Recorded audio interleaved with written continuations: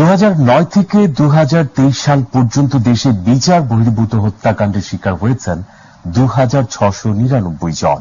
এমন তথ্য জানিয়েছেন নৌ পরিবহন মন্ত্রণালয় এবং বস্ত্র পাট উপদেষ্টা ব্রিগেডিয়ার জেনারেল অবসরপ্রাপ্ত ডক্টর এম সাখাওয়াত হোসেন।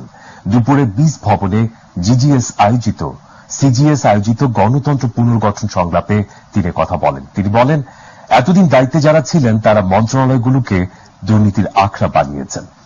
আমিনা হীরার আরো তথ্য। বিআইএসএস মিলনায়তনে বেসরকারি উন্নয়ন সংস্থা সেন্টার ফর গভর্নেন্স স্টাডিজ আয়োজন করে গণতন্ত্র পুনর্গঠন সংলাপের। বিগত বছরগুলো জুড়ে হত্যা, গুম সহ নানা বিষয় উঠে আসে সংলাপে। বিশিষ্টজনরা বলেন, দলীয়করণ থাকায় আগের সরকারের আমলে এসব অপরাধের সুষ্ঠু তদন্ত হয়নি। আমি এখনো মনে করি মানবাধিকারের যে লঙ্ঘনগুলো এইটি বিবেচনায় আনতে হবে স্বাধীনতার পর থেকে। মানবাধিকার কমিশনের আরো বলা আছে যে তারা ইচ্ছে করলে কোনো মানবাধিকার বিষয় নিয়ে আইনে মামলা করতে পারবে না, তাদের কোনো এখতিয়ার নেই, যার জন্য তারা কোনো মামলা করতে পারবে না। একদল ক্রুকস এন্ড ক্রিমিনালসদেরকে প্রত্যেকটা রাজনৈতিক দল নির্বাচিত করেছে, তারা সিম্পলি রাষ্ট্র বোঝে না, রাজনীতি বোঝে না। আলোচনায় সিজিএস চেয়ারম্যান মনিরা খান বলেন, রাষ্ট্র পরিচালনায় গুরুত্বপূর্ণ গণতান্ত্রিক অধিকার, তাই ভোটাধিকার ফিরিয়ে দেশকে স্বৈরাচার মুক্ত রাখতে হবে। আমি সবসময় বলি, ভোটাধিকার মানবাধিকার, এর থেকে বড় মানবাধিকার কিছু নাই। কারণ আমি ভোটাধিকার প্রয়োগ করলে যে সরকারটা আসবে তারাই তো আমাদের পরিচালনা করবে।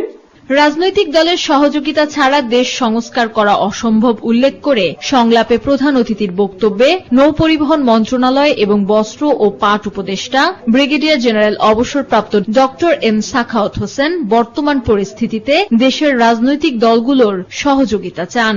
6টি সংস্কার কথা বলা হয়েছে, এগুলো অনেক বড় ধরনের সংস্কার, কিন্তু আপনি যদি মনে করেন 3 দিনে 4 দিনে 3 মাসে হবে এমন না।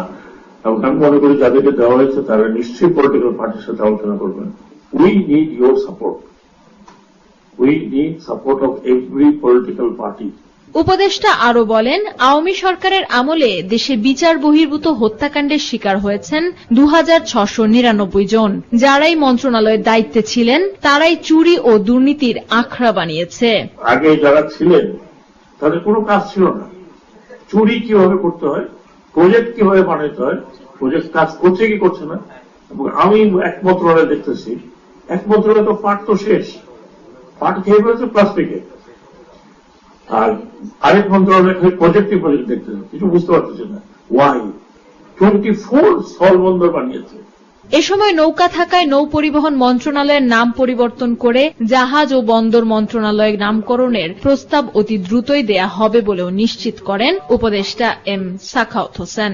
But I propose the name জাহাজ ও বন্দর মন্ত্রণালয়। আমি তো নৌকা চালাই না। Amina Hira, my TV, Dhaka. এদিকে বৈষম্য